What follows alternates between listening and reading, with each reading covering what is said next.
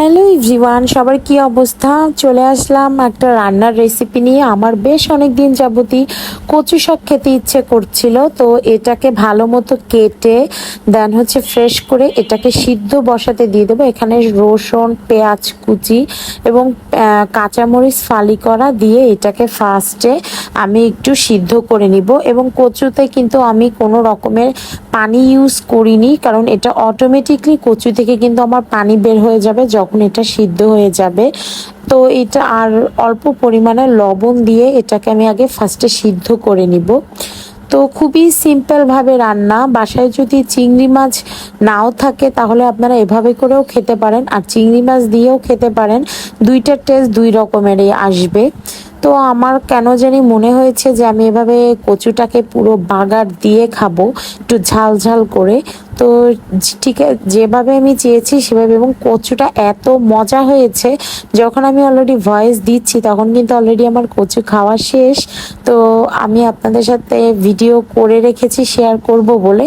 আর এগুলো কিন্তু আমি গোটা রসুন আমি ফালি করে নিব বাগারের জন্য। আর কচুতে কিন্তু বেশ পরিমাণে রসুন দিতে হবে অবশ্যই, কারণ এটা দিলে ফ্লেভারটা অনেক ভালো আসবে এবং গলাটাও কম ধরবে। তো যাই হোক, এখন কিন্তু আমি অলরেডি এখানে দুইটা রসুন কুচি আমি করে ফেলেছি, আর কড়াইতে তেল গরম দিয়েছি দেখতেই পাচ্ছেন। আর সাথে বোম্বাই মরিচ আমি অ্যাড করব ফ্লেভারের জন্য। এটা অপশনাল, যারা খেতে চান তারা দিতে পারেন, যারা না দিতে চান তারা দিবেন না। আমি জাস্ট ফ্লেভারের জন্য দিচ্ছি। আর এখানে কিন্তু আমি বেশ অনেকটা পেঁয়াজ কুচি রসুন দিয়ে দিয়েছি বাগারের জন্য। অন্য অন্য ডিস্ট্রিক্টে আসলে এই পেঁয়াজ বা রসুন ভাজাটাকে কোন নামে বলে জানি না, বাট আমাদের বরিশালের অঞ্চলের মানুষ এটাকে বাগার বলে থাকে ভাজাটাকে। অবশ্যই আপনারা কমেন্ট করে জানাবেন আপনারা কি নামে এটা পরিচিত। তো যাই হোক, এরপরে এটাকে আমি ভালো মতো লাল করে ভেজে নিব, এবং এটার সাথে কিছুক্ষণ পর আমি একটু বোম্বাই মরিচ কুচি দিয়ে ফ্লেভারের জন্য অ্যাড করে নিব। যেহেতু আমি বেশি একটা দিব না, কারণ আমি এর আগে কিন্তু কচু সিদ্ধর সময় কিন্তু অলরেডি কাঁচামরিচ অনেকগুলো দিয়ে দিয়েছি। তো যার কারণে আমি জাস্ট ফ্লেভারের জন্য যতটুকু দেয়া দরকার অতটুকুই দিয়েছি।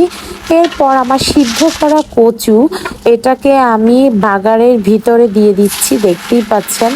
এবং এই কচু শাকটা যে এত মজা হয়েছে, আপনারা অবশ্যই কে কীভাবে খান মানে কমেন্ট করে জানাবেন। আর আমার কাছে তো কচু এভাবেই ভালো লাগে। তো এটা আসলে পাতা সহই সিদ্ধ করা হয়েছে, আপনারা দেখেছেন। তো এখন আমি এটাকে ভালো মতো ওলট পালট করে মিশিয়ে নিব পেঁয়াজের সাথে। দেখতেই পাচ্ছেন খুবই সুন্দর একটা কালার চলে আসছে। এরপরে আমি এটার সাথে সামান্য পরিমাণে জাস্ট 1 চিমটি পরিমাণে চিনি অ্যাড করব। জাস্ট চিনিটা অ্যাড করার কারণটা এটার স্বাদটা আরও বেশি টেস্টি করবে।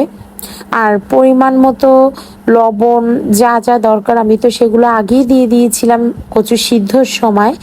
তো এই যে দেখতে পাচ্ছেন আমার কিন্তু এটা একদম মানে ভাজা ভাজা হওয়ার পরে আমি এটা জাস্ট একটু অল্প সামান্য 1 চিমটি পরিমাণে চিনি দিয়ে দিবেন টেস্টটা বাড়ানোর জন্য। তো ব্যাস আমার হয়ে গেল আমার মানে কচু, এটাকে কি বলবো, কচু শাক ভর্তা অনেকে বলে, আবার অনেকে কচু শাক রান্না বলে, যে যেটাই বলুক না কেন। তো রেডি আমার ফাইনালি। তো ভিডিওটি আপনাদের কাছে ভালো লাগলে অবশ্যই শেয়ার করে দিবেন। আর অবশ্যই আমার পেজটি যারা এখনও ফলো করেনি ঝটপট করে ফলো দিয়ে পেজটির সাথে থাকবেন। সে পর্যন্ত সবাই ভালো থাকবেন। আল্লাহ হাফেজ। Thanks for watching.